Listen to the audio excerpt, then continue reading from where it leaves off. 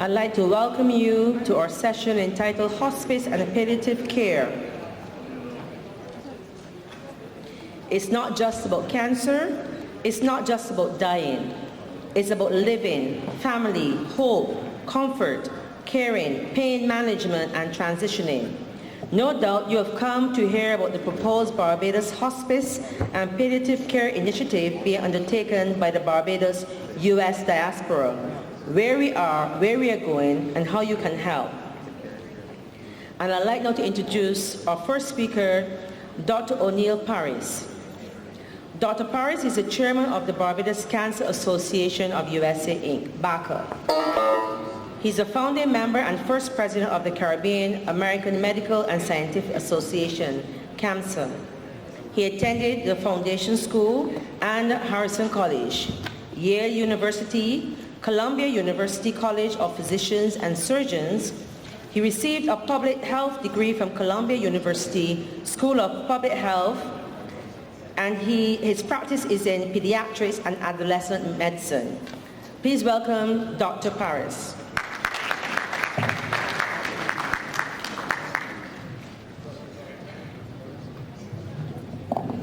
Thank you, Consul General Donohan Cox.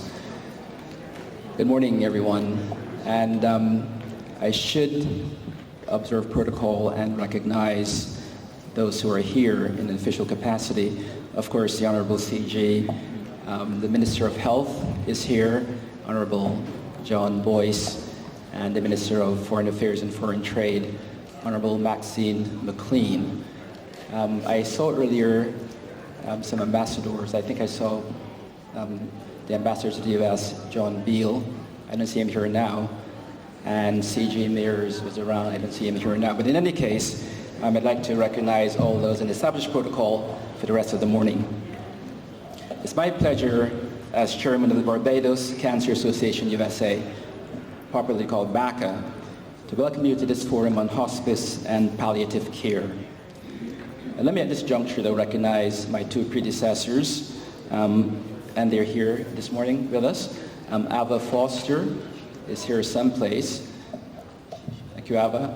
And Jessica Odle-Baril was also a chairman of BACA, and I follow in their footsteps, and I'm building on what they started.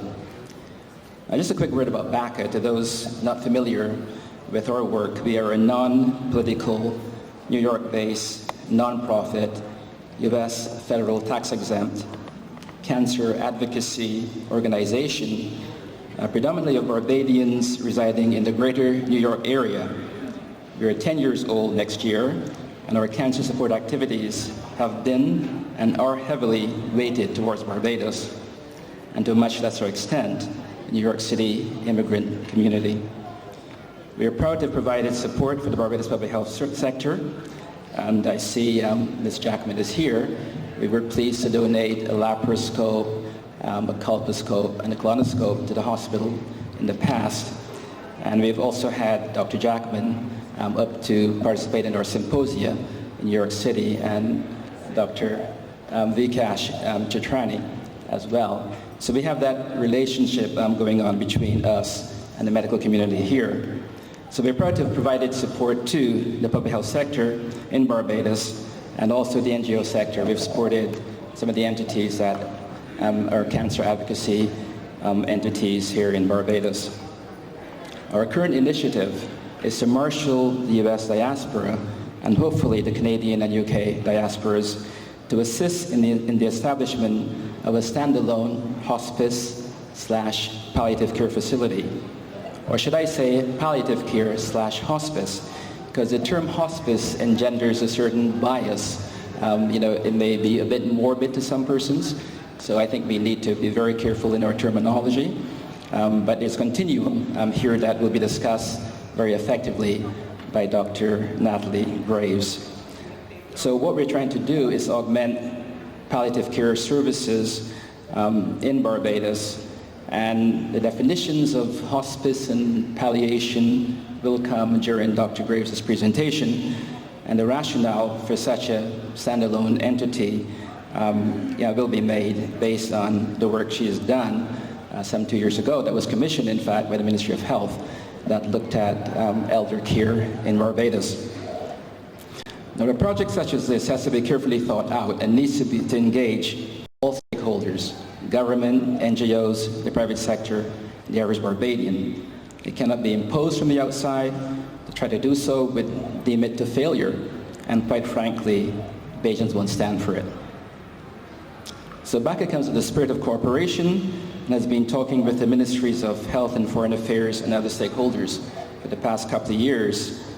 The current status of this initiative is that the legal aspects have essentially been ironed out. A U.S. Diaspora fundraising arm has been established.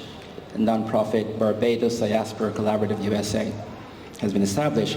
And in fact, maybe in this room are some of the collaborators that have worked with us. The president of the Barbados Nurses Association is here someplace, and also Friends of DLP USA is here someplace as well. And I want to thank them for their work in helping advance this concept of a standalone hospice.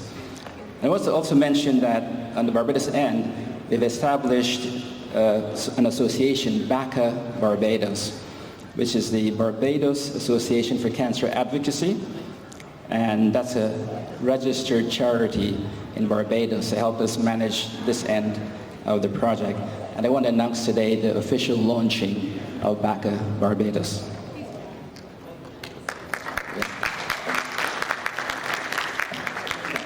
Those who are interested can actually email us bacabarbados@gmail.com for information as to how they might participate in that entity. So what seems favorable here? Of course, there's much debate as to how to proceed.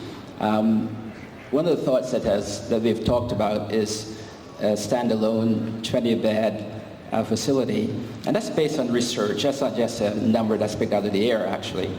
But you'll hear more about that, I think, later on from Dr. Greaves. And I guess the advantage of having a standalone entity, but let me backtrack and say that obviously, and you'll hear this time and time again, you've heard it already from our CG, that hospice and palliation are not place-specific, they're not disease-specific. You can be dying of any disease at all, to qualify for hospice care. And you can have any illness that requires pain management, and you can be a child, an adult, or whatever. Those things are not specific. So you can have hospice in the home, in the hospital setting, a standalone hospice. And in some settings, you want to have a combination of all those things, those options. Because and again, it's easier and better to be at home getting palliation and hospice care than to be in some institution. You want family around you. You want a family-centered approach with a team that actually provides all the services that you need. So that's a thought, and that's the way that we've talked about going, and you will hear maybe some other comments about that later on. So we actually presented this project in this same room at BNC 2012, 2 years ago. That was the infancy or the genesis of the project. So one period that I had from the head of one of the NGOs was, well, you're back again, what's new? And I said, well, a lot is new. We've established the legal aspects now of the project. We have the funding arm set up in the USA, and we have a support arm established here in Barbados. So we've made that progress. And one of the things that we've done here also is that we have engaged Dr. Greaves, who is a consultant, a healthcare consultant, to do some focus group studies for us. Again, we need to know what's the attitude, knowledge and attitude of different sectors in Barbados towards hospice and palliative care. You can't do this in a vacuum. We really need that information, and you'll hear about those results later on. It's just the beginning. It's a limited study, but you'll get some ideas as to how we're going with that. And clearly, other work has to be done to educate and sensitize our population about the importance of palliation. What we've also done is we've made a DVD.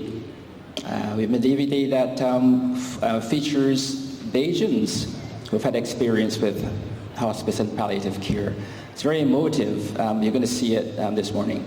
And the person who was responsible for producing it is here, one of our, as I said, former chairman, Jessica Odle-Baril. So we've done quite a bit, and we've continued to engage with the ministry and with stakeholders.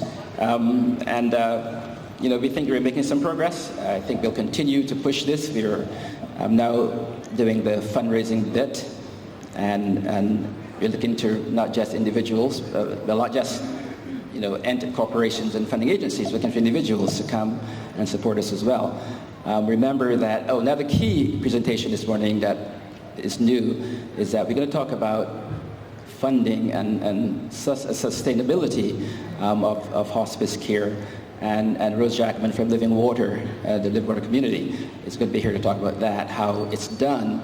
And in Trinidad, for instance, where there's just a core paid staff and multiple volunteers that provide palliation and hospice care services in the Trinidad hospice environment. So even though it looks as though hospice and palliation are very expensive propositions, that a standalone facility may be very expensive, I think we can limit costs by actually following the models that exist here in our own Caribbean and elsewhere in other countries. And we have a cadre of retirees and so on that I'm sure would be glad to volunteer. We've talked to BARP and we've tried to engage them in kind of looking at their membership who might be willing to participate in this effort. Retired nurses, retired clergy. Because remember, it's a team approach, hospice and palliative care. The hospice particularly is a team approach, and you want the different modalities available to provide maximal service. So that's my piece for this morning. I thank you for listening, and I'm looking forward to some exciting presentations this morning. Thank you.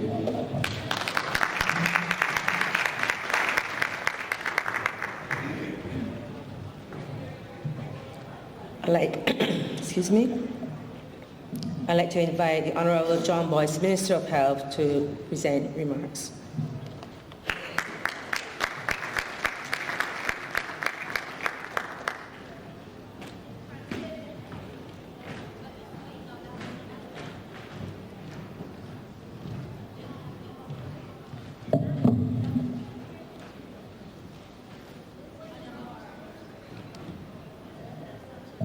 Thank you, Madam Master of Ceremonies, colleague ministers, members of the head table, distinguished representatives of Barbados overseas, distinguished members of our diaspora, members of the Ministry of Health in Barbados, and all those others who may be participating in this function. Certainly, it's a pleasure to address you at the Barbados Network Consultation 2014 3rd Diaspora Conference. Let me extend a warm welcome and greetings to all participants, especially those from the diaspora. Should I say welcome home? I trust your stay in Barbados will be an enjoyable one and your deliberations throughout this conference will be productive. When we speak about palliative care or end-of-life care, we speak about persons who have no vocal constituency.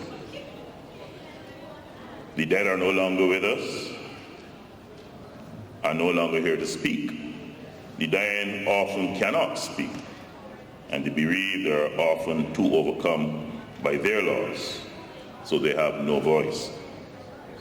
As we focus on palliative and hospice care today under the theme Building Pathways to Prosperity and Development, as Minister of Health, I can confidently state that the government of Barbados is committed to give a voice to those patients with life-limiting illnesses and their families, and to the development of this often overlooked aspect of health care. According to the World Health Organization, palliative care is an approach that seeks to improve the quality of life of patients and their families who are faced with life-threatening illnesses. It relieves suffering by the treatment of pain and other problems.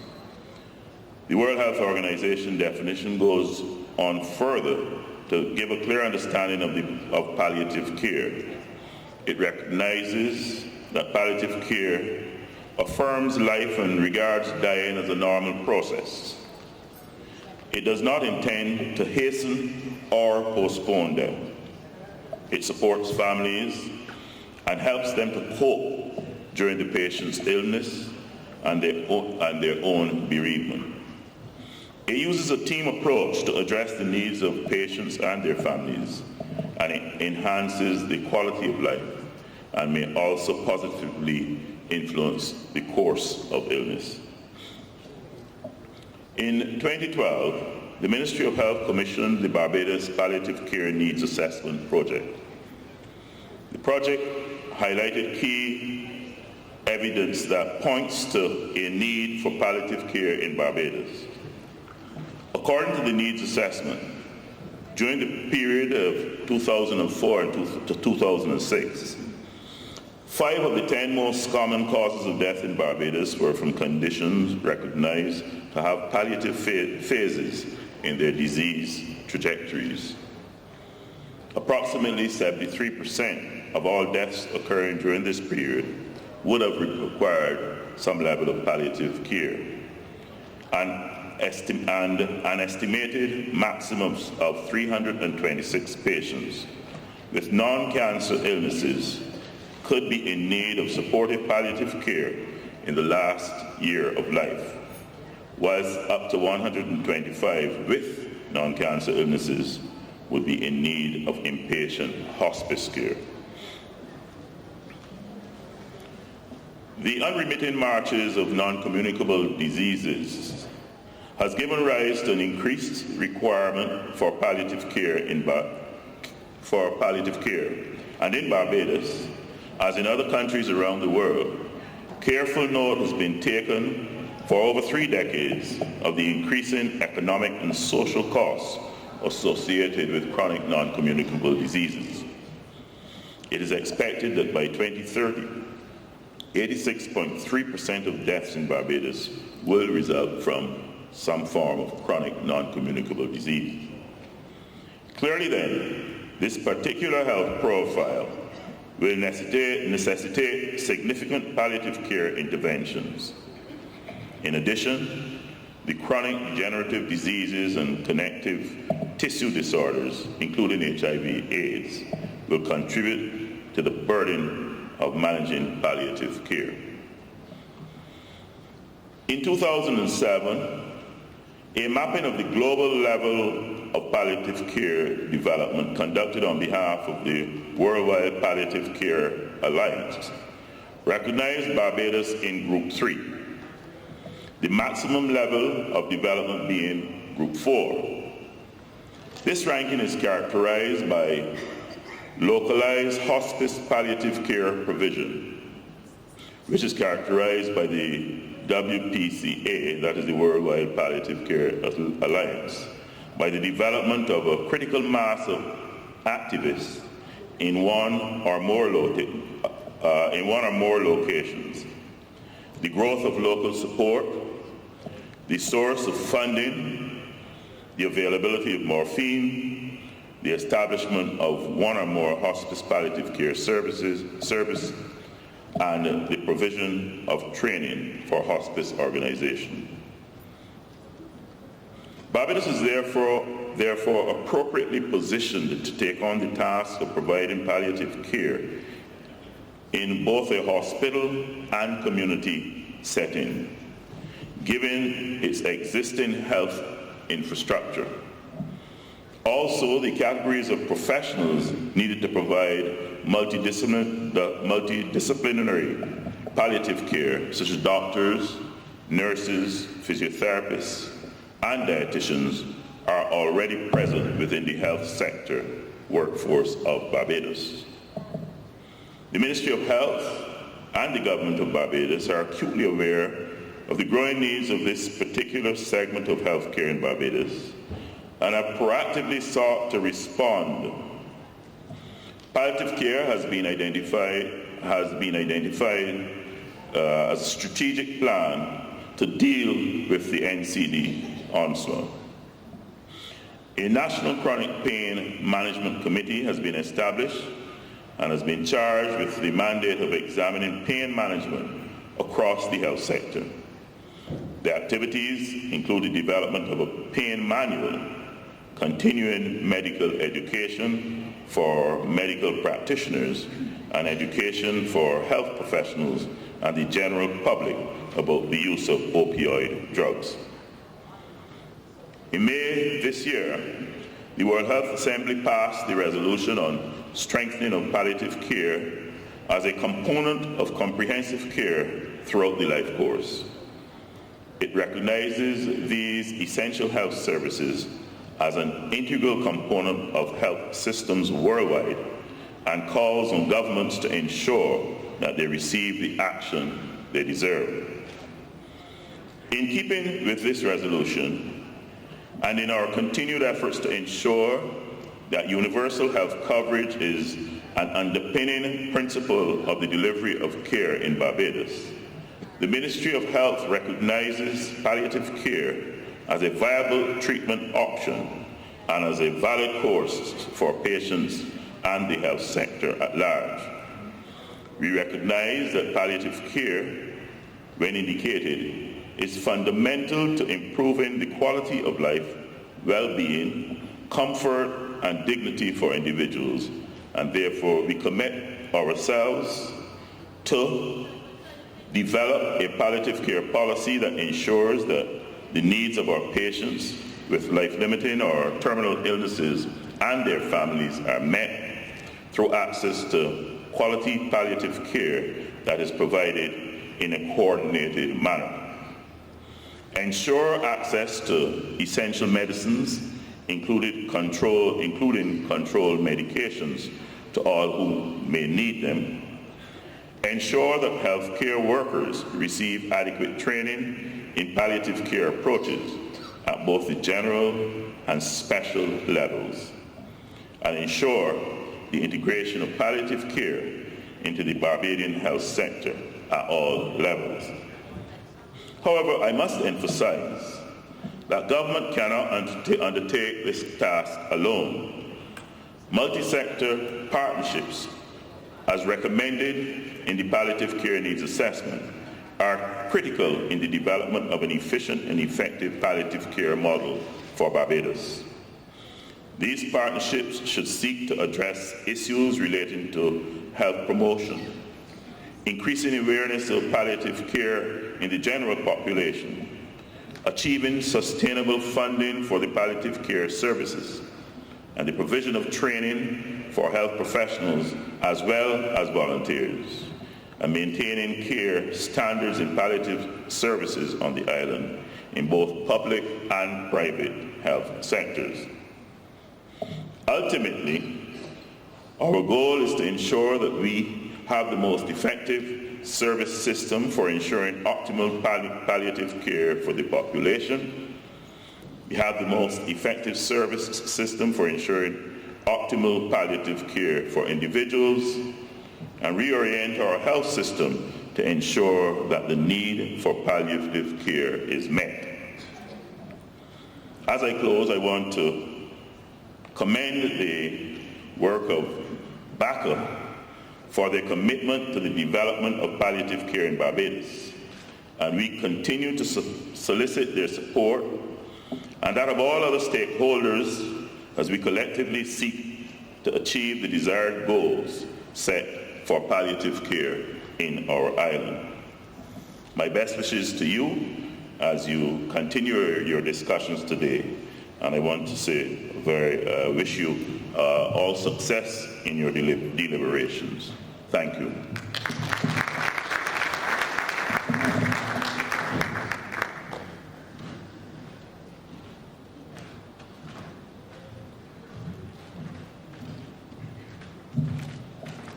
I'd now like to invite the Honorable Maxine McClean, Minister of Foreign Affairs and Foreign Trade, to present her remarks.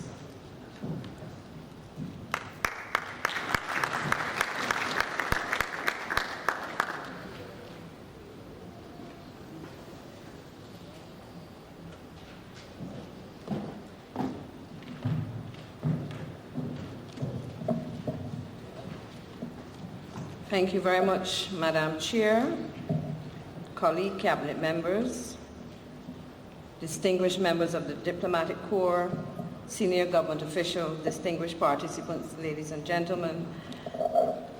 It is indeed a pleasure to be here this morning still, I think it is, this afternoon, to be with you. And I would want to start by suggesting that the importance of philanthropic giving has been focused on in several instances. During the past 2 days, we have been reminded of the tremendous resource base that we have in the diaspora. If we look at the head table, if we look around the room, we know of many Barbadians who are working very hard, not only to give back to Barbados, but the communities in which they live.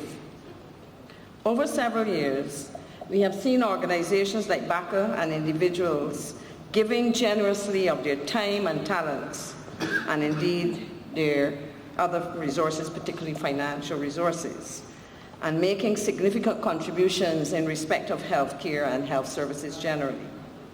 Our country, like many of the member states of CARICOM, have seen a significant rise in chronic non-communicable diseases, and as such, CARICOM used the initiative a couple years ago to have this matter placed on the agenda of the United Nations.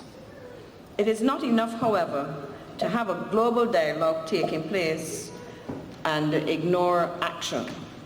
The task on the ground is to put in place mechanisms to accomplish something such as the addressing of prevention, the provision of adequate health care, and of course, in respect of the second, there must be specific consideration given to the delivery of care for those persons who have reached a stage in their life cycle and in fact in their illness that should be provided to ensure a high level of dignity. The inclusion of this session on hospice and palliative care recognizes that as we gather as a Barbadian family, we have to address the issues that are important to Barbadians. We therefore have agreed to include among our discussions this matter of hospice and palliative care. We have focused in other sessions on business opportunities. We have explored our family heritage. However, there comes a time when we have to address one aspect of our life cycle, that is the ending of our physical existence. Given our health profiles and our population demographic, we will see an increased demand for a structured approach to end-of-life care. I therefore take this opportunity to thank the dedicated members of BACA for their commitment to bringing to fruition this project.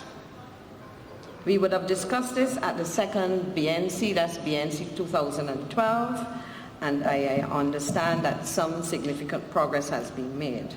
As I look at the list of speakers, I must of course not only welcome you, particularly those who have been working very hard. Dr. O'Neill Parris, of course, would have spoken on this at our last conference, and all the other members of the panel. We believe that your commitment, your energy, and your efforts are very well placed. And I would, at this point in time, perhaps take the liberty of encouraging you to create, if you have not done so, a mechanism to raise funding from the Barbadian family at home and abroad. I think that, as I say to many people, there is power in pooling, and therefore it is important that we not only seek to work in small groups to do these things, but that we incorporate the efforts of the entire population. It is a project, a program, and at the end of the day, a service, which is vital in a country like Barbados, where we see our population aging, and where, given the nature of our health profiles, as I say, would create this very important service. I also would want to take at this time the opportunity to say thank you very much to all of those who are here participating. I say that because for those who might have been in earlier sessions, today is Thursday, and we have postponed the meeting of Cabinet from its usual 10 o'clock until 2. And therefore, you will probably see, not at 2, but before 2, because we will also have to have some lunch, I believe. You will see my colleagues perhaps exit, and that has not to do with a lack of interest, but the necessity to multitask and juggle our calendars to ensure, and our appointments to ensure that we deal with all our business. I want, therefore, to wish you well. I will look forward to hearing as much of the contributions as possible, and I anticipate that this exercise this afternoon will take us many steps further towards the accomplishment of the task before us. Thank you very much.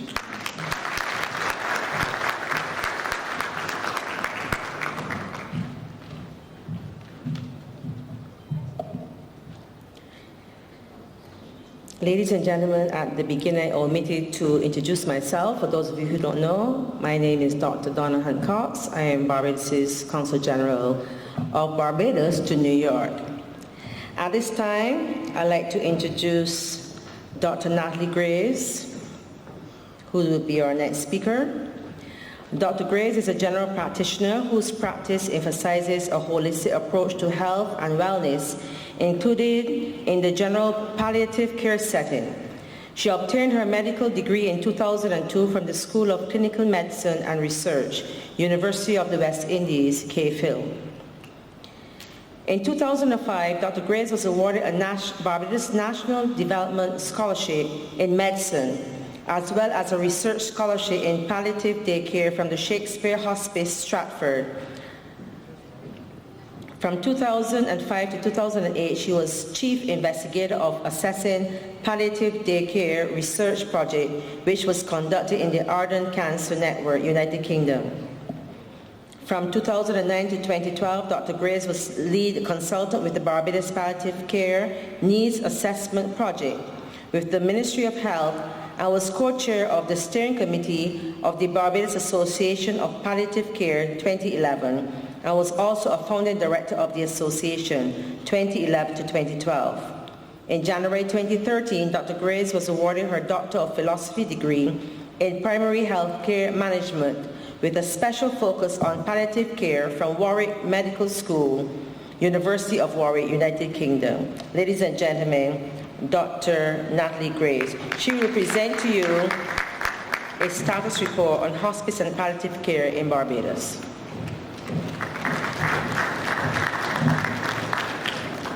Okay, protocol being established. Good afternoon, everyone. Actually, I have a dual remit this afternoon. If you look at your programs, you would see that I'm supposed to be giving a status report or a status report, depending on how you pronounce it. And then Dr. O'Neill Parris is going to give some feedback on some of the knowledge and attitudes. What we're going to do is that we're going to merge those two presentations. So I'm going to be carrying those two hats. Now, you can actually see the slides better than I can, so we will work with it, and we may have to communicate. You may see me doing some funny things, but we are not sure if this is going to work, so just stay with me. So in essence, one of the things I'm going to try to do very clearly today is to establish exactly what palliative care is. Now, in Dr. O'Neill's presentation, in Minister Boyce's presentation, you had a lot of what I'm going to cover. So I'm hoping that what you will get is some visuals. So if you're a visual learner, you should remember some of this. So let's get started. And this is me saying let's get started, not working. So click one and advance. Right. So today we're just going to cover some core concepts. We're going to cover where we are now and where should we go. Comments on possibly where we should go. Advance one. Right. Now, so in the general context, sometimes to really understand something, you need to understand where something is coming from. So you would see here in this picture, there's a guy who perhaps looks very ill. Somebody else standing over him who perhaps looks like a member of the clergy, and he has a book, and he's doing something to this man. And that, in essence, is the very fundamental beginning of palliative care. There was the very strong concept of palliative care tied with charity, tied with religion, and the transition from one life into the next.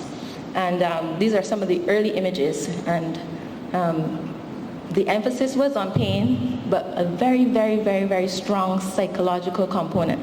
a very, very strong spiritual component. And if you remember Minister Boyce's definition that he mentioned what the WHO says, it's physical pain, social pain, but there's also still a very strong psychological and spiritual pain. So just remember that image, and that's the fundamental basis of palliative care. We're going to advance one again.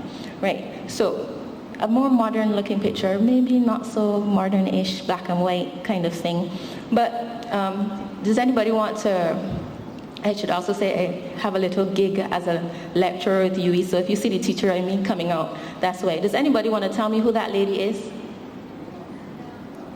Dame Cicely Saunders, absolutely good. Can we give her a little clap? Yay. Okay, so that's Dame Cicely Saunders. Dame Cicely Saunders is, basically she is kind of seen as our hero in the palliative care and hospice movement. And in 1967, in London, she opened St. Christopher's Hospice, which was the first modern hospice. And the emphasis at St. Christopher's was very much a holistic approach. It was thought of something that was new after the 1940s and 1950s, where there was all this medicalization, the onset of chemotherapy, radiotherapy. We thought we'd lost our way. And she brought back the humanity and the humanitarian aspect of caring for the dying, but also in the context of strong clinical research and the concept of total pain and total management. We're going to advance one again. Right, so what's happened since 1967 to now? Well, palliative care kind of got dwarfed by the cancer agenda. So sometimes in the minds of many persons, and we saw this in our focus group as well, you think palliative care or you think hospice and you think cancer patient. And that's not necessarily so. Actually, that is not so.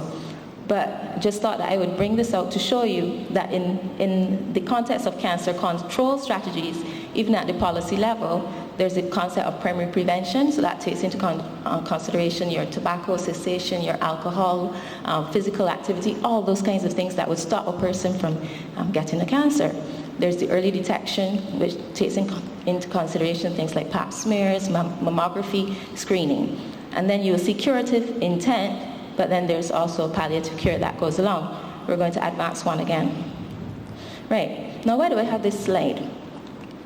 This slide is the latest trajectories from Global Can regarding what the mortality from cancer is going to be like for our little island that we love very much. That's why I'm wearing blue today.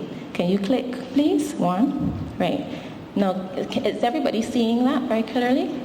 Not really. The lighting, can we turn down the lighting maybe? And then click one more. Click one more, please. Right. Okay, in essence, this is the mortality data for men and for women in Barbados from cancer.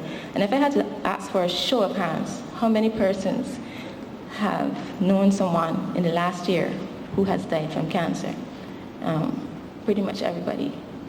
If we had to bring a little closer home, how many persons in the last 2 years have lost a member of their immediate family or maybe a secondary relative like a cousin or so? Right? So we have to go back, sorry. So in essence, we have a problem in Barbados, and the Minister of Health pointed this out as well. We know that the trends in Barbados pretty much resemble the trends in the rest of the world, particularly developing countries. Now, if they're not able to go back, I'll tell you what that slide says. That slide says that for men, colorectal cancer, prostate cancer is number one. Colorectal is very, very important. And also in terms of ladies, breast cancer, cervical cancer, cancer of the uterus, cancer of the cervix, cancer of the ovary. And in terms of our most frequently diagnosed for men, you have lip and oral cavity cancers, quite high, and there's a little asterisk there. The asterisk is there because although lip and oral cavities are more frequently diagnosed, our treatment modalities are such that persons don't necessarily die from them. But that number 5 is replaced by pancreatic cancer. So in essence, as it relates to cancer in Barbados, there is a definite need. Next slide, please. Right. And the next slide, it will come up as a little bubble, right? And this is showing the profile for women. So breast, uterus, colorectal, cervix, ovary, and Vikash is here. Maybe he can comment on some of those things a little later. Next slide. Next slide. Now that transition slide says that if anybody asks questions relating to the discrete data that was mentioned about the needs assessment, we have some of that. Now, this is what I want to challenge you to change. If there's anything you leave here that you understand totally different, I want you to remember this slide. Now, in the traditional model of palliative care and hospice care, you think of cure and you think of terminal care. That's the first block, in that a person is diagnosed, they have their treatment, then you realize the treatment isn't working, there's nothing we can do, cast them off into palliative care. But that's not so. What is proposed is an integrated model, and that's the next slide. Next slide, please. Now, follow this slide very carefully and advance only when I tell you to, because it's a very busy slide. So can you appreciate that, in essence, you have, for those of you who are engineers in the room and so forth, can you appreciate that you have a rectangle with a small triangle? Yeah, right. And that the rectangle has a dark green, a pale green, a blue, a slice of blue and a slice of white? Yes. And then attached onto that is a triangle that's gray. Now, this is the fundamental palliative care model that we must remember. And this is the fantastic thing that is happening in Barbados already, and what BACA is intending to contribute as well. Advance one click only. Right, there you go. So we have the point of diagnosis. Sometimes for some persons at the point of their diagnosis, there's still many treatments that can be given. Not just in terms of cancer care, but remember we said that palliative care is applicable to all populations. So this may be a person who's going through dialysis, someone who's still having their heart failure managed, and so forth. Click one, please. But there are some persons, and this is still very important in our setting, there are some persons who are still diagnosed very late, where cure is not possible. In Barbados, we're still seeing far too many persons presenting with stage 3 and stage 4 cancers. And there needs to be provision of care for those persons. So sometimes for some persons, at the point of diagnosis, it is at the time where you need to target your treatment at relieving suffering and focusing on quality of life. Next slide, next clip, please. Right. Now, sometimes this is where the big confusion comes in the minds of persons. Is palliative care end-of-life care? Is palliative care hospice care? The fact of the matter is it takes in everything. And coming on to the very end, you see the little bracket that says end-of-life care. There's a space for helping persons to plan and to approach death with calm and comfort and support. And then there's care that needs to be given in the last hours of life. For the most part, from our focus groups, we recognize that for many people, that's not in the hospital. That's not in the hospital setting. I'm not going to ask for a straw poll, but some of us want to die in our own beds, with our own pillows, surrounded by our loved ones. And we need to have the capacity to do that in Barbados. For some persons, they may think, I don't want to actually be at home. I prefer to maybe be in a nursing home because I don't think my relatives can handle it. There needs to be that capacity. For some persons, home or nursing home may not be an option for them, but a multi-purpose facility that can handle the complex needs of some persons at end of life is a necessity. And that's where a standalone hospice unit that has the capacity to handle moderate to complex needs is extremely important. Now, this is important from the perspective of not only fulfilling the desire of someone to have a dignified death in their preferred place of death, but also in terms of the context of health system financing. We know that sometimes admissions can be avoided, and also that very last period, that last hours of dying, sometimes is relatively intensive and is a burden that is not necessarily the responsibility of a hospital, but can be done quite easily in the hospice setting. And then, in that gray, advanced one, just click one, right, bereavement care, you follow through. And I think that's going to be echoed in some of the things. You don't leave persons alone and say, okay, well, sorry, bye-bye. You deal with it, you cope with it. No, and it came out again in our focus groups. There is a need for greater understanding of grief and bereavement. And I should also say that maybe I might actually write to these people and tell them their model is a little off, because bereavement sometimes and grief and loss starts before. Right? Okay, so next slide. Right. Yes. Okay, so you will see that there's a tram line of dots. So just remember this model, this is the current model of palliative care. So if anybody asks you to explain what palliative care is, you could draw this for them and break it down and explain it. Next slide. Right, so where are we now? There's a holistic approach to palliative care, and this was mentioned again in Minister Boyce's speech. There's a holistic approach to palliative care. Where are we now? What is happening with respect to this aspect of care in Barbados? Now, in terms of looking into the audience, I know several people that I've worked with, and I want to assure you, when we get to the end of this presentation, I'm going to map out exactly who people are in Barbados, because a lot is being done, but one of the things that was brought out again in the focus group is the need for central coordination of the absolutely fantastic skill set that we already have on the ground here in Barbados. All of these things are already covered. Next slide, please. Right. Yes, it's going to flow in. Right, okay. Can we see this? Kind of? Okay, right. Okay, so this is a schematic which shows the end result of the model that was proposed for Barbados in the needs assessment. And if you click one, something else will float in. Yes, good.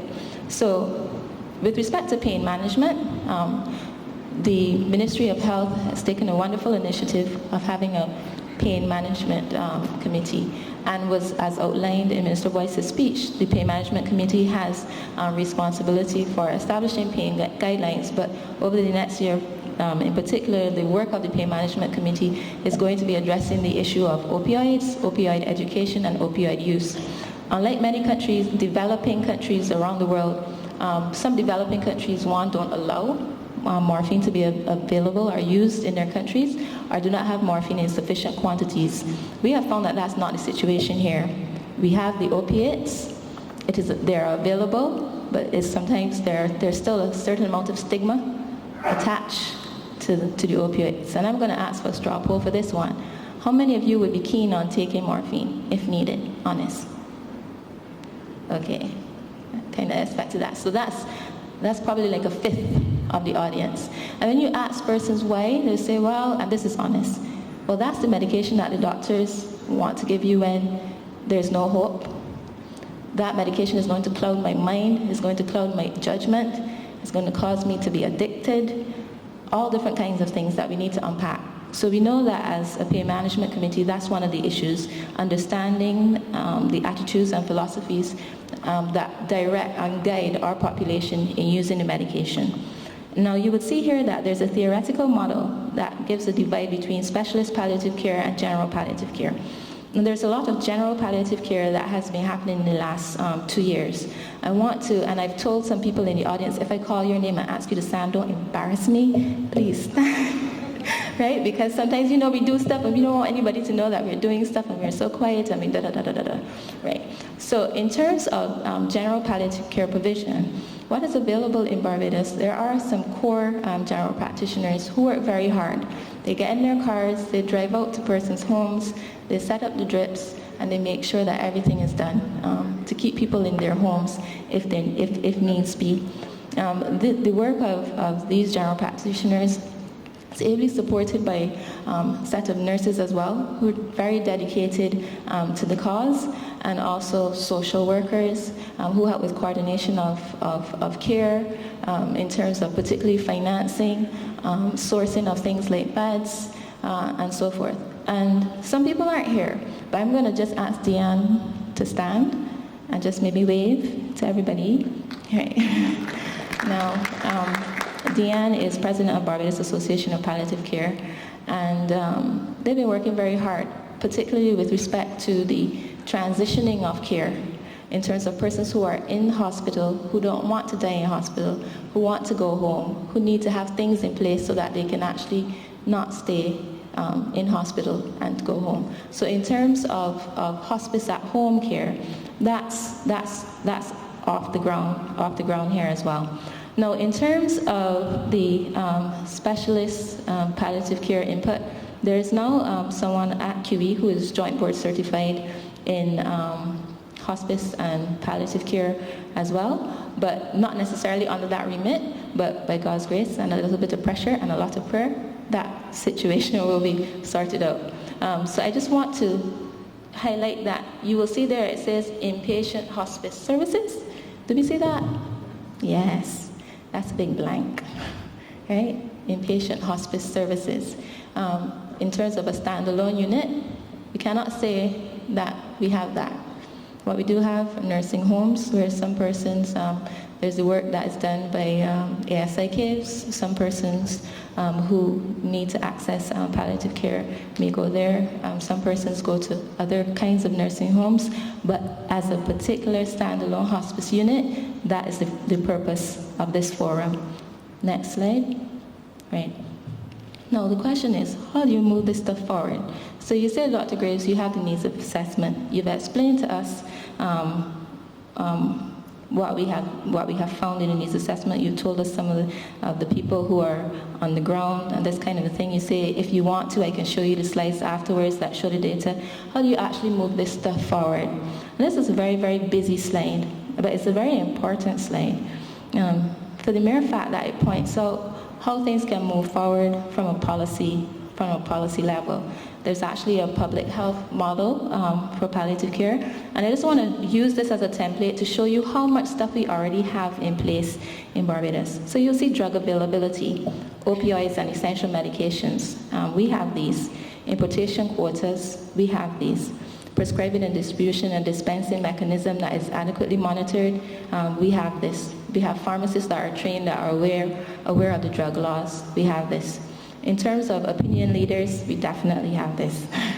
In terms of trained manpower, general practitioners, nurses, social workers, physiotherapists, nutritionists, psychologists, and I see some of my psychologist colleagues, gerontologists, I see some of my gerontology colleagues in the audience as well. We have this.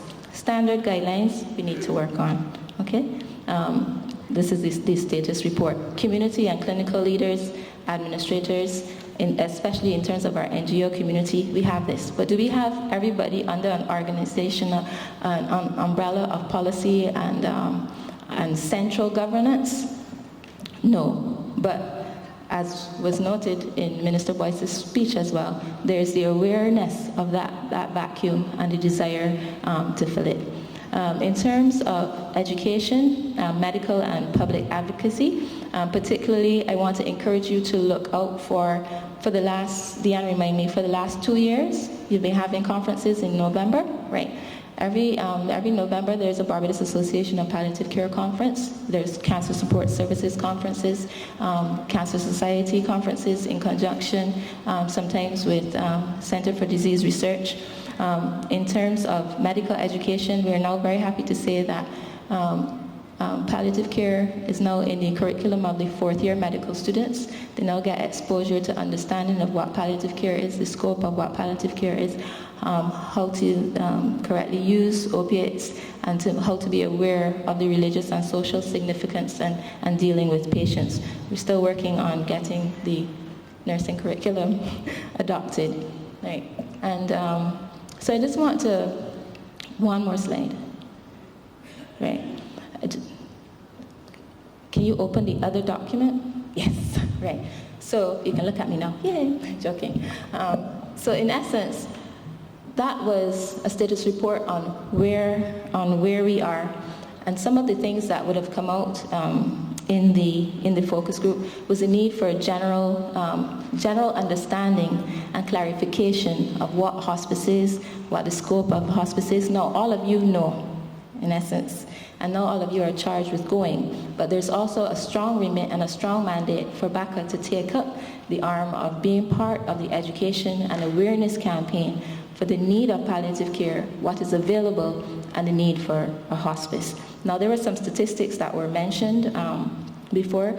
I just want to make sure that you leave with a clear understanding that there's a strong burden, not just numbers. There are cost savings, There's cost effectiveness that has been proven for palliative care. But I want you to see that this summary slide was in Minister's speech. In terms of our mortality, the causes of death, the main causes of death in Barbados, the top causes all have palliative care phases, right? So in terms of 2/3 of people who are dying every year in Barbados, 2/3 of these persons are dying from diseases, whether cancer or non-cancer illnesses, that have palliative care phases. Next slide, please. One more. I'm going to wrap up now. And I just want you to think about the symptoms. Sometimes it's easy when it's not you to just think of death as a number, but to know that in the last year of life, these persons will be experiencing pain. They'll be experiencing, some of them, trouble breathing, some of them nausea and vomiting. I'm going through all of them, and I'm calling all of them. Some of them sleeplessness, mental confusion, depression, loss of appetite, constipation, bed sores, and the last one that's a bit chopped off is loss of bladder control. These are real symptoms, real issues that real people with their real families deal with. We need palliative care in Barbados. I dare to say we have palliative care in Barbados. What we need is that umbrella, that organization, that momentum to keep going. My husband likes to say he has a young wife. I don't mind saying it. I am young and I'm in this for the long haul. We have to get this done. Thank you.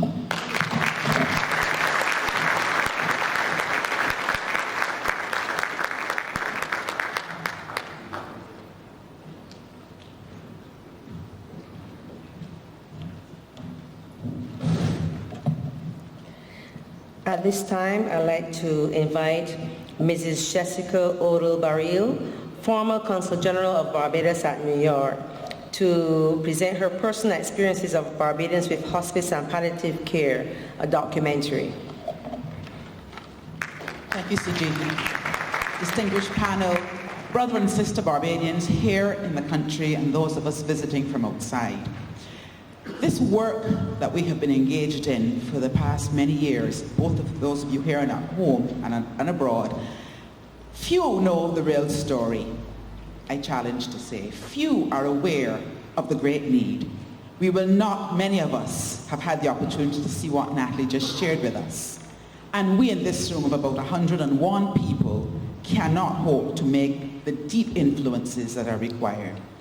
And so in order to carry the message more broadly, I felt it was important as a deeper marketing part of the Barbados Cancer Association, the BCD USA, and I'm saying these acronyms because these are the organizations in the US whose idea it was, and then it was supported by former CG by bringing together all or as many as would come of the NGOs who have Barbadian memberships, not only in New York but across the USA diaspora. Our message must go beyond New York and Miami, which is where the majority are coming from, to all of the other diaspora parts of where we are. But also in Barbados, there is not as deep an awareness about the need for palliative and hospice care in Barbados. In order to reach people, you have to reach them where they have been touched at some place in their lives. Natalie asked already for a show of hands of those of us who've been touched, at least by the cancer experience. Today I stand here because I took a bigger step to go and search within my own self about how can I be more relevant and help someone else. I was inspired by somebody in this room who lost their husband 3 years ago almost to the date. And she encouraged me to get involved in a work which causes one to ask unreasonable questions, to make bold statements, and not answer it before you ask it. This work is a commitment that I had to make in that program of work. I committed to doing a documentary on hospice and palliative care, but from the emotive human element, those who have walked that road. And 1 year later, almost to the date, I'm pleased to invite you to see a work, and I'd like to have the lights down in a few minutes. I'd like the room entirely dark. But you'll see what it is like, whether you are from the highest part of a society or whether you're just an average man or woman like we are in this room. This issue of palliative care and the need for hospice at home, hospital if it is possible, or not having had hospice, what it is really like for those who've walked that road. And in this documentary, you'll see some familiar faces. You will experience some emotions. I'm alerting you early. And so please, ladies and gentlemen, this documentary is being previewed for the first time in Barbados, and it will be a mechanism to reach other Caribbean, other diaspora, anybody, anywhere who we feel can help us to raise enough funds, at this point $4 million Barbados, to bring a freestanding hospice to Barbados. So I invite you to watch. Let's build a hospice together.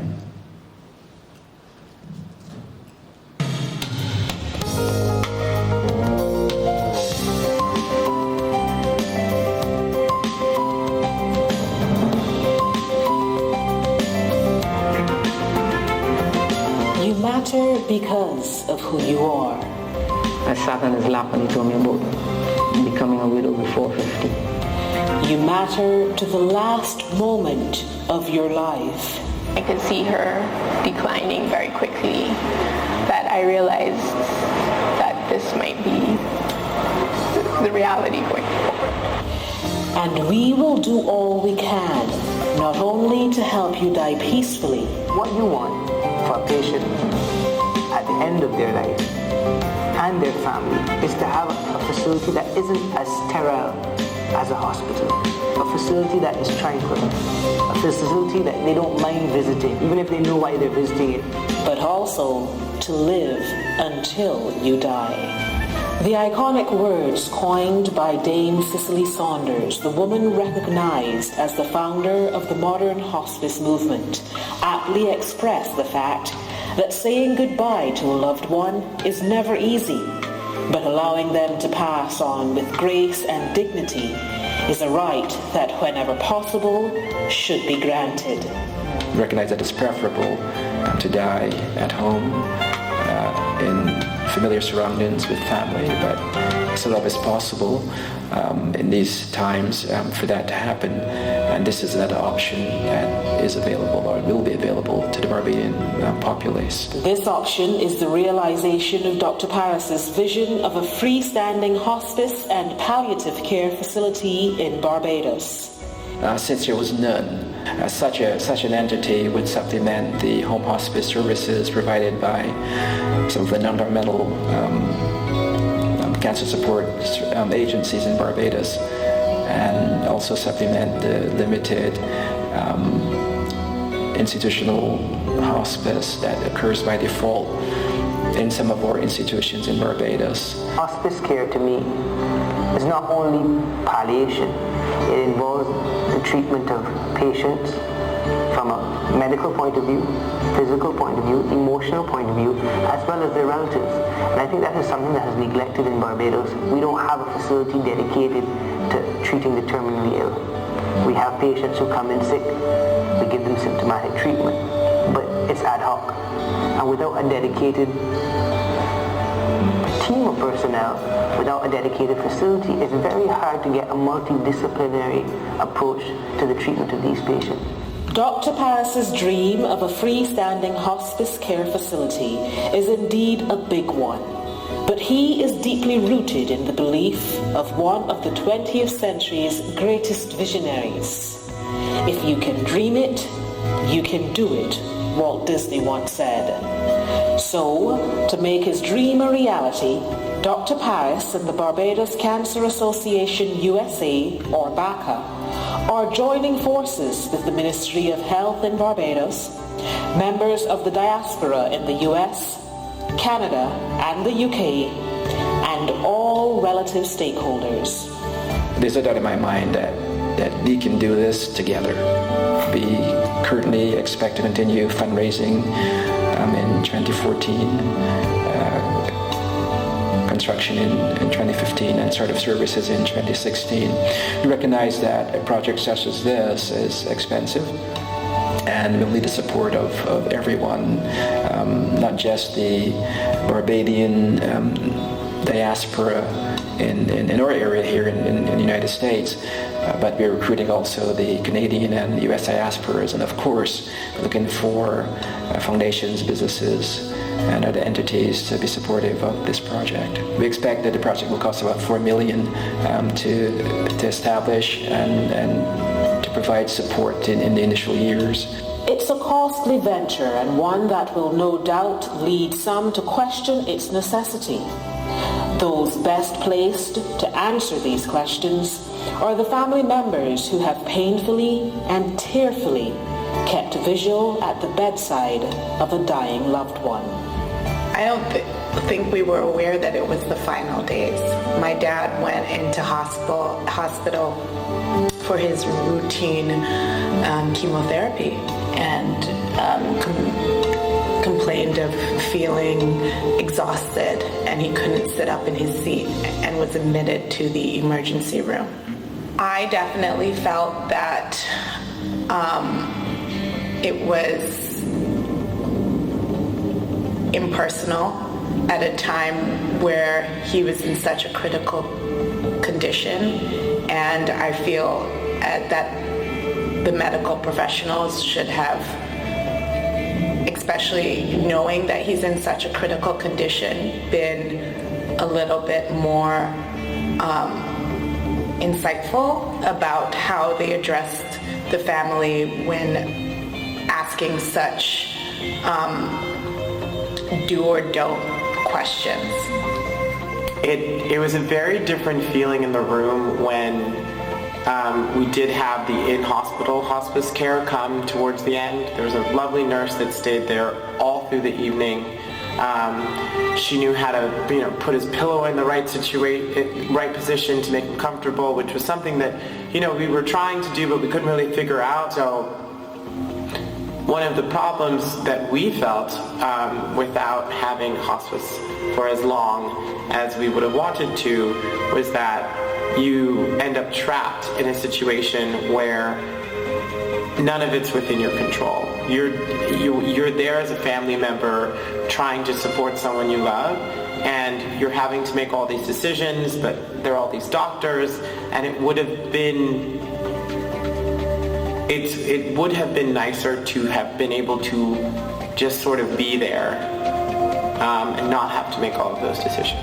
The sense of helplessness that comes from not knowing how to ease a loved one's pain can be one of the worst feelings family members experience when that loved one is dying, particularly during a period of illness followed by death at home. It's a feeling Mara and her daughters often battled during the 2 weeks they prepared to say goodbye to a husband and a dad. The girls still hadn't come to grips with it, or didn't seem to believe it. So they were still moving around and in and out and, carrying on with school and whatever else they were doing. So I guess it was not until the last week that they really admitted to themselves. They were constantly trying to feed him, and sometimes he would even say, well, yes, I'll eat such and such, and then when you bring it, he doesn't want it. It entailed giving him the medication to take, the painkillers at specific times, because at first he used to write down whatever time he took, whatever it was, but by then he wasn't thinking clearly, so I had to take over that, changing the dressing on whatever cuts or not cuts. He had a port here, and he had something to drain the fluid from the stomach. That was part of the illness. He would develop fluid in the stomach, and it was just getting distended. So that there was something there to drain that, so I had to change the dressing.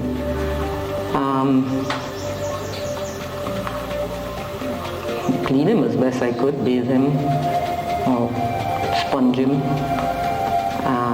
and take him to the bathroom. He went constantly. And also he couldn't stay still in one place, couldn't lie down to sleep. So he was always moving. I don't know if he was trying to find comfort or something, but he constantly went from the bed to the chair, back to the bed, back to the chair, and each time you had to help him because he couldn't do it by himself.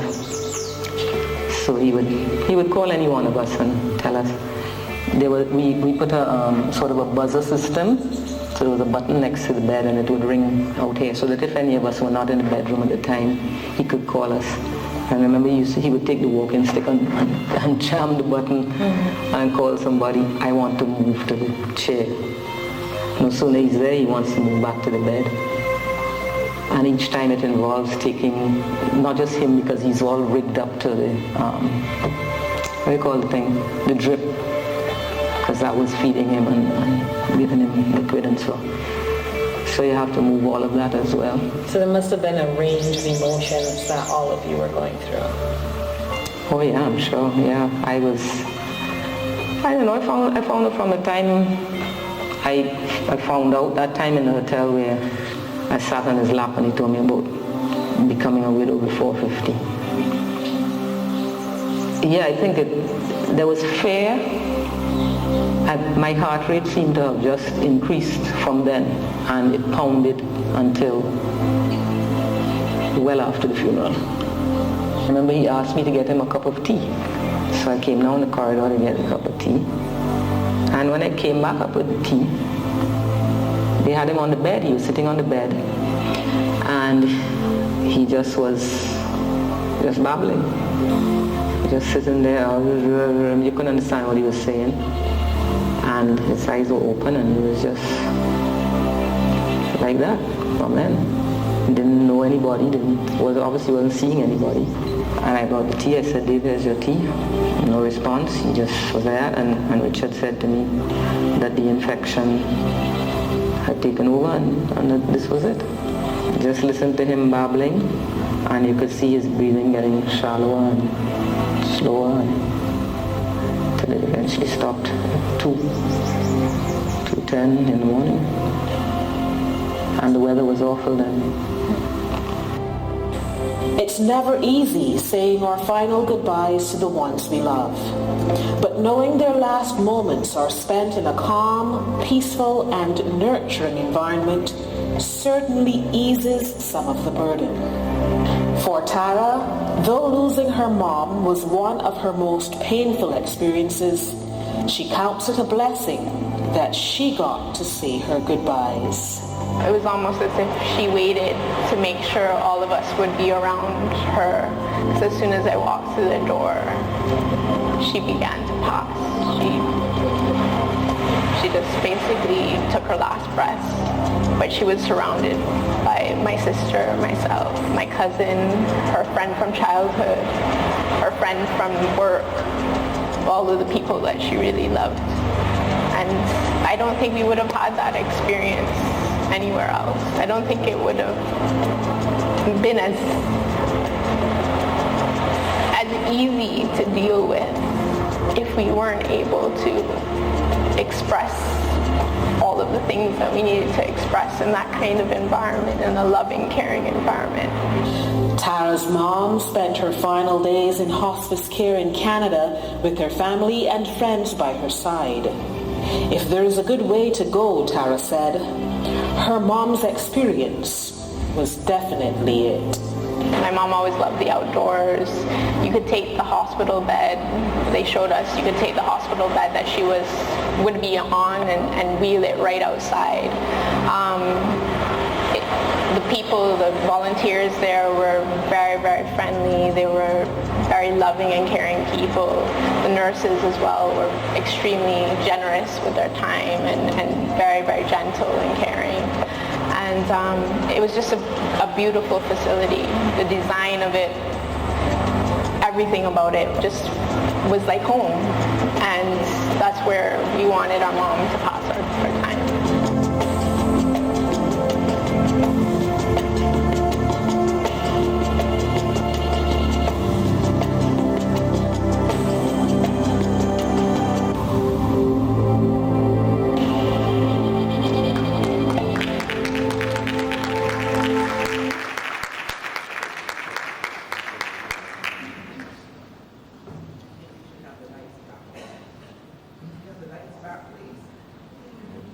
Thank you. I don't have anything else to say. It's all to you all.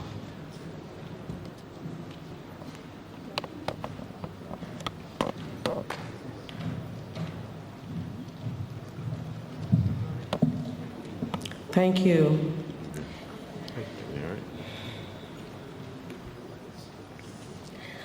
I have an announcement to make. With all registered attendees, collect their invitation to the crop over reception at the registration desk. Thank you. I'd like to invite Ms. Rose Jackman, Catholic missionary and director of the Living Water Community Volunteerism in the Hospice and Palliative Care setting, is her brief presentation. Thank you.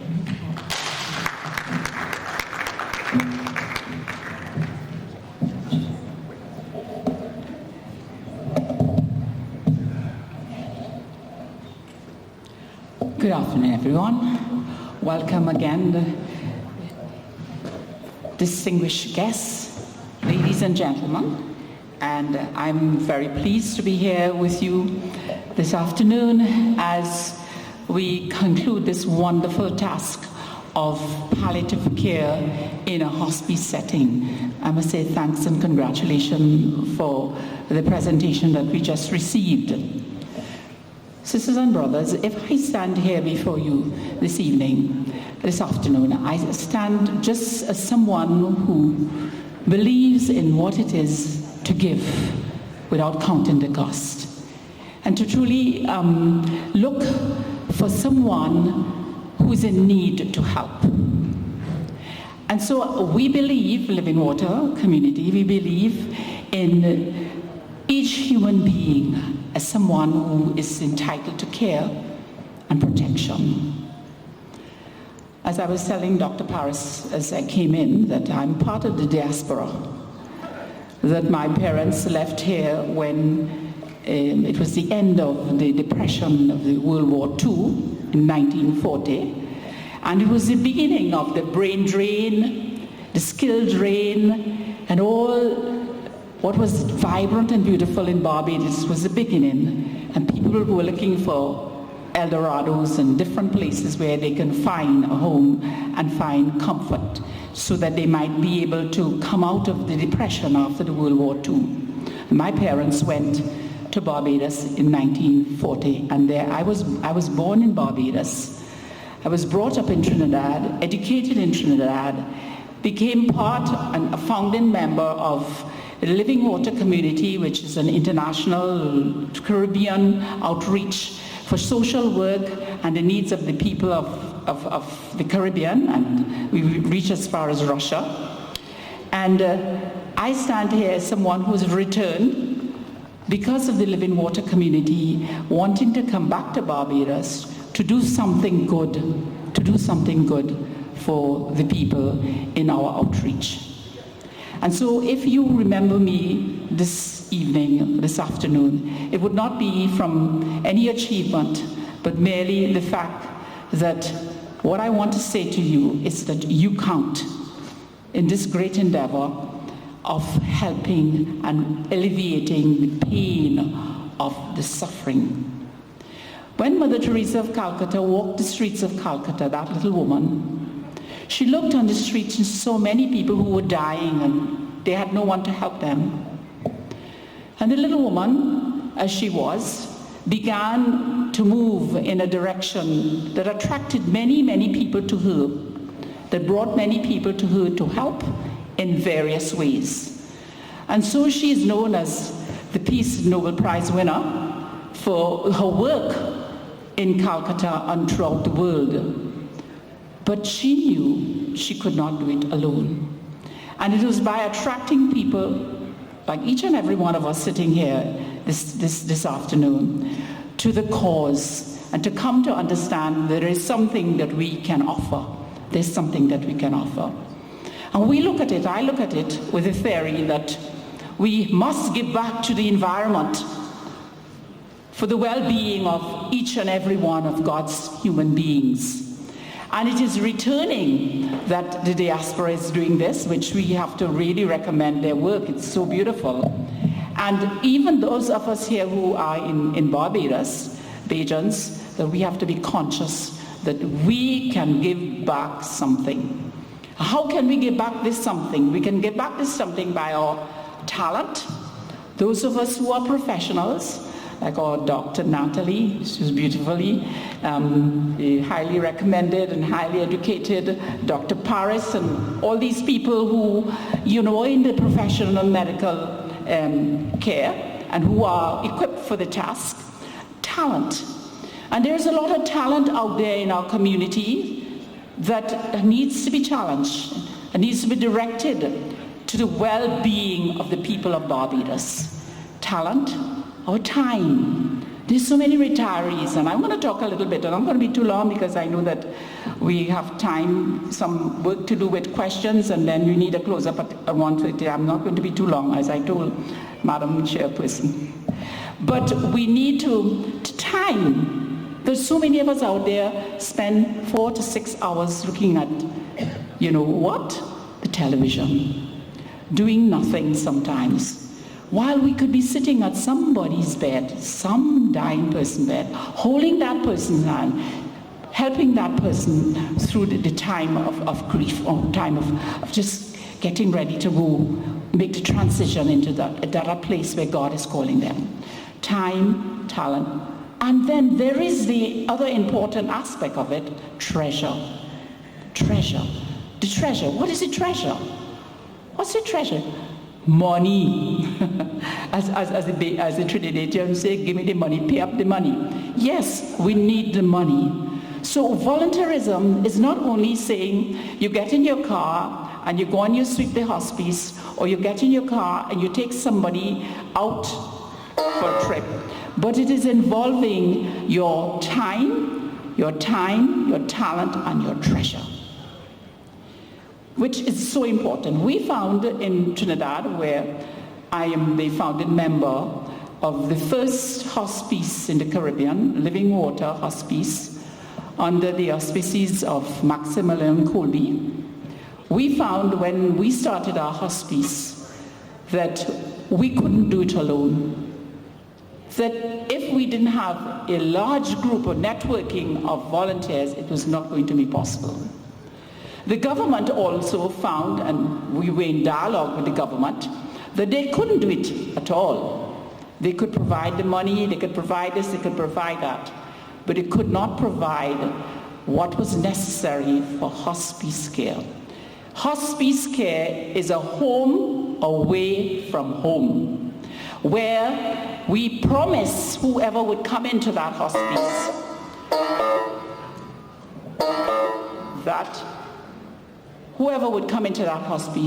that they would die without pain, and that they will not have any fear, and that someone will always be there with them through the day and through the night. So it's a hospice, a home away from home. And the volunteers start even with the very families, because they come and they spend the night, they will sit there in a chair, they will speak to their family member, and they will have that relationship, so that if someone who's been diagnosed with cancer at the 4th stage and needs palliative care and has to go in hospice need not be afraid, because we promise that we will take you through those 5 stages of grief, 5 stages of death, and we will always be there for you. That's a tall order. That's a tall order. And so we need how it happens. How does this happen? The government can't do that. The government can help us, and they have helped us, because they have given us accreditations. And so we are a medical unit, not existing within the hospital, but outside of the hospital. Whereas there's a softening of rules and regulations. There are no visiting times, and that you could come anytime and be part of this experience of a family member dying. So we received the accreditation of the government, we received subsidies from the government, and then the community comes in full force to help with all the various aspects of the work that has to be done. The professional staff has to be paid, yes. We have to have professional staff, we have to have trained nurses, those have to be paid. But there are many volunteers who can do lots of things with the training, because we set up training programs to train people how to do this and how to do that, to train them how to counsel. And that's an important part of volunteerism, that there's a screening, that even though we might want to be useful, we might want to give our time, our talent, our treasure, there is a screening that has to go through. And so we are very careful. We're not taking people who might be mentally ill, people who are already depressed. And, so there's a kind of care that we take with our volunteers.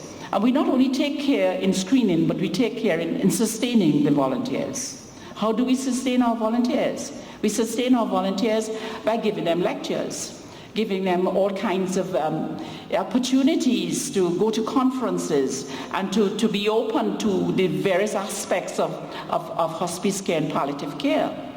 And so days of retreat, times of concern, counseling for them too.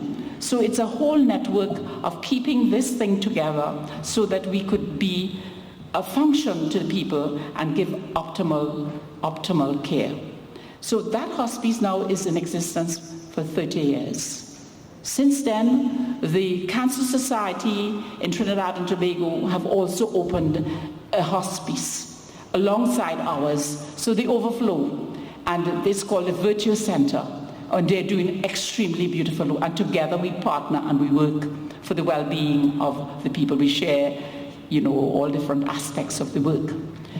Not only in the hospice itself, but also the volunteerism could go to extent to hospice without walls. And I think Dr. Sister was speaking today about a hospice at home where there are no walls, but the person wants to die with their comfort. Well, the hospice is very comfortable. It's beautiful. And, so they want to be at home, so you provide that care for them at home where volunteers would go and will be part of what is happening. We found that in last decade that the incidences of AIDS was growing, and the doctors had called us and said to me and Rhonda Mengo, who is also the directors of the community in Trinidad, that what were you going to do? Can you take the AIDS patients who are dying into your hospice? So we had to have some consultation, and the doctor who was in charge said, listen, we are not going to be able to do this because the kind of care for AIDS patients, we'll have to make it distinct from the hospice. And so since then we have opened a mercy home for people who are dying with AIDS. And that is also another, complete other aspect of the work, and a complete caring for people in different ways and different needs, because then you have the whole social stigma and you have the whole social dimension of the family that is involved. So that involves a lot of people to help. Sisters and brothers, we here in Barbados cannot do it alone. The government cannot do it alone. The hospital cannot do it alone. We need you. We need you to come and give the hour. We need you to come and give the talent. We need you to come and give the treasure. And that is how this is going to happen here in Barbados. A lot is happening, and it's laudable and it needs to be praised. But there are so many other people who are dying alone, who are dying with fear. There's so many people, families who I've met in recent times, the grief of having lost a loved one through the terrible disease of cancer has stigmatized and hurt and caused them all kinds of fear in their own lives. So we have all that we need. We have a rich culture, we have a rich heritage, and we have beautiful hearts. And so I thank you for being here. And there's so much more I can talk about volunteerism, but I know that time is very precious right now, and we will continue our conversation. God bless you.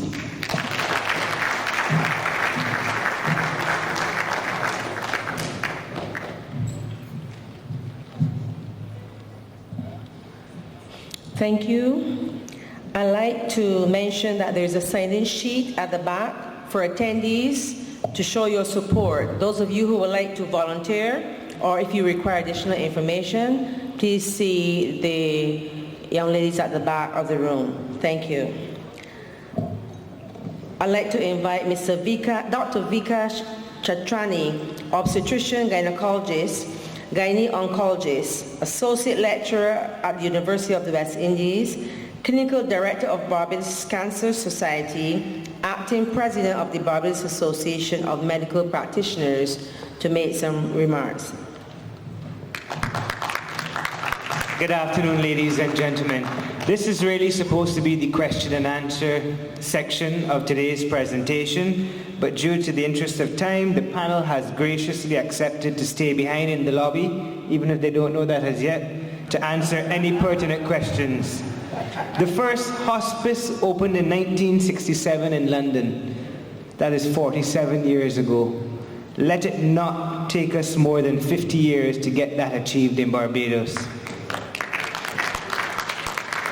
As mentioned by Dr. Greaves, we have an expert team of palliative care members in Barbados, but we really need the facility. So I know one of the questions I had, how can I contribute to this cause? Whether it be through volunteerism or financially. You may think you may not have enough to make such an impact on a $4 million project, but every little adds up. They say in Jamaica, every mickle make a muckle, so let's find out how best can we contribute. I think that's one pertinent question that we need to answer. It was mentioned that you can go online, but if you don't have access to online, the Consular General will give us a response. Or Ed? Right, depending on where you are, if you are in the US or if you're abroad elsewhere, you can actually send a check or other financial instrument to BACA, USA, and the address is on our website, which is www.barbadoscancerusa.org. It's kind of long, but just, Google it. It'll come up. And PayPal also. Go to our website and you can donate via PayPal. In Barbados, you can pay by check or donate by check or other financial instrument to the Barbados Association for Cancer Advocacy, Post Office Box 164, Britons Hill, St. Michael, BB 1400. I'm sorry? And just to mention, yeah, it's a registered charity, number 875. So I guess to the extent it's tax deductible. So feel free to help us out in any way that you can. As Cash said, every little bit helps. I think that's very important. P.O. Box 164, Britons Hill. It's a registered charity, so we know we're all paying a lot of taxes, so this will be something you can get back from your taxes by giving it to a good cause like a palliative care center. The registered charity number is 875, and the name the check should be addressed to is BACA Barbados, B-A-C-A, BACA, as we all know what it stands for. You just need to abbreviate it, BACA Barbados. See a gentleman looking to ask a question? Okay, we'll do that after in the lobby. Thank you very much.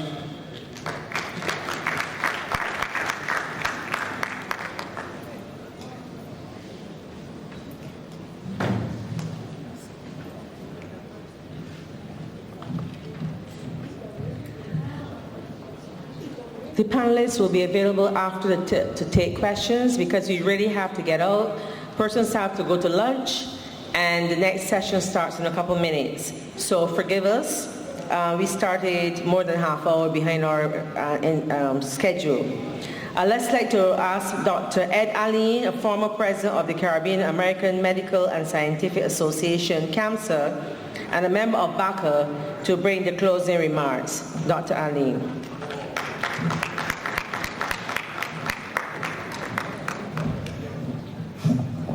Good afternoon and welcome. My task is very easy, is to say thank you, since we are pressed for time, but I need to expand it a little more. And since protocol has already been established, I'll do the bottom-up approach. I would like to thank all of those who made this conference possible. The back-enders, those that we haven't seen, that put all the stuff together.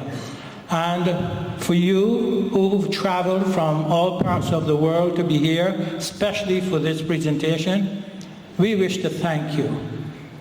And for the local Barbadians, yes, we wish to thank you, because we are putting all of this together for the benefits of us, because I don't know when I'll need a hospice, and I need your heart, your brain, your hands, your expertise, and your money to take care of me, because the worst thing to do is to die in pain.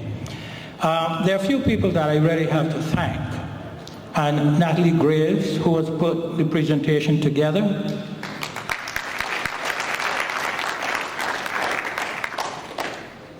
The chairman of BACA, the team of BACA, headed by Dr. O'Neill Parris.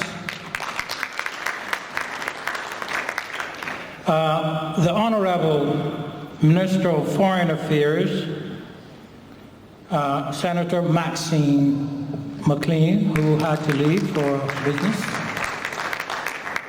The Honorable Minister of Health, John Boyce. Donald Ennis, we met with him many years ago, so it's registered, and he had given his support for the hospice, so every succeeding minister is following in his footsteps. We met with him yesterday, and he's committed to this project.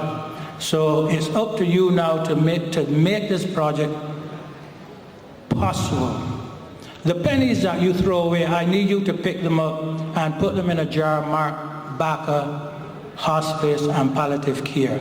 They come together. My cousin from Boston, I told her to do that. I have 100 pounds of pennies that she's given me for this project. So you can do the same. Any amount will do. There's a form in the back. We need your signature on it. So that you can pledge your support. We will write to you to get your money, but you can also contact the website, and it's already mentioned, but I will mention it again. Barbados Cancer Association USA Inc. The address is 410 Lakeville Road for those who don't have computers. Slow mail still possible.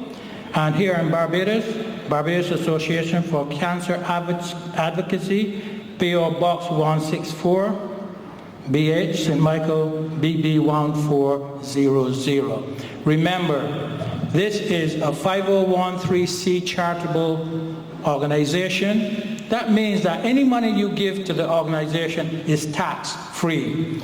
So that $10,000 that you would have normally paid to the government because of your taxes, it will be written off. Okay, I thank you for supporting this event. We look forward for your continued support so that when we build a hospice, we know that we can get 2 hours, 4 hours, or whatever it is to help this process go forward. I thank you again. And let's also thank Dr. Donna Hancox for her contribution and chairing this forum. Thank you. Ladies and gentlemen, lunch is served, and we look forward to seeing you back for the next session. Thank you.